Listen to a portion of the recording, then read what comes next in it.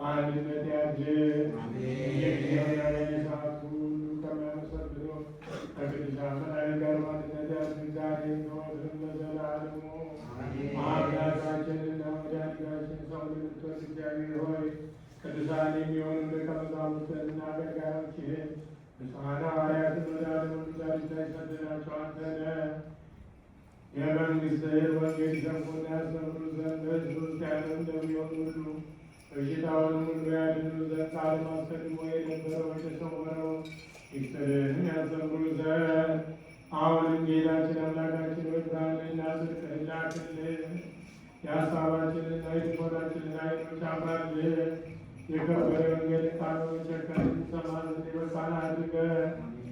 የምንሰማ ብቻ አይደለም እንደሰማን እንሰራ ነው እንጂ ስለ አንዱ በዛ 30 እና 60 መቶ የሚያማረ ፍሬ በላያችን ያፈራ ዘንድ የወገኖችን ኃጢአት ታስተሰርይ ዘንድ ለመንግሥተ የበቃን እንሆን ዘንድ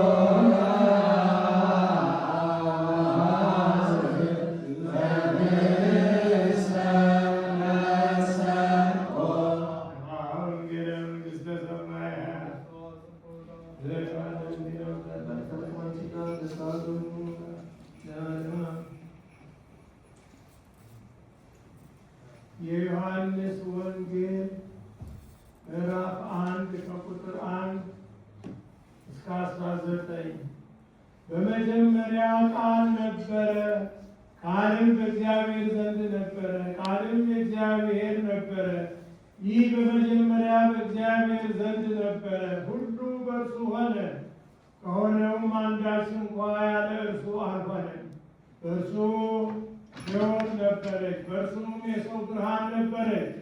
ብርሃንም በጨለማ ይበራል፣ ጨለማም አላሸነፈውም።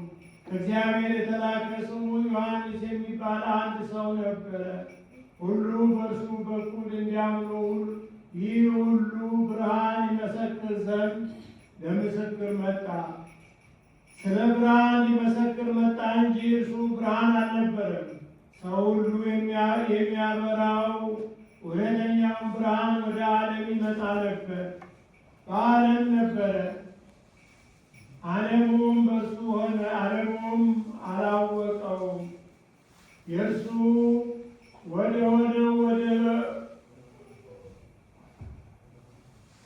ወደ ሆነው መጣ፣ የገዛ ወገኖቹም አልተቀበሉትም።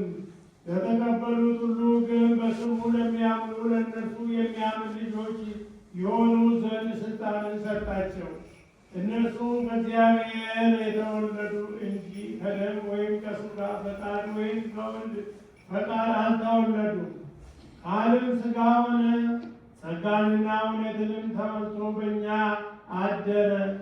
አንድ ልጅም በአባቱ ዘንድ እንዳለው ክብር የሆነውን ክብሩን አየን። ዮሐንስ ስለ እርሱ መሰከረ፣ እንዲህም ብሎ ጮኸ፣ ከእኔ በኋላ የሚመጣ እርሱ ከእኔ በፊት ነበረ፣ ከእኔ ይልቅ የከበረ ሆኗል። ስለ እርሱ ያልሁት ይህ ነበር።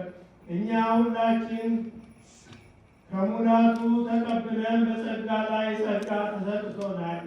ሕግ በሙሴ ተሰጥቶ ነበርና ጸጋው እውነት ግን በኢየሱስ ክርስቶስ ሆነ። መቼም ቢሆን እግዚአብሔርን ያየው አንድ እንኳ የለም። በአባቱ እቅፍ ያለ አንድ ልጁ እርሱ ተረከው።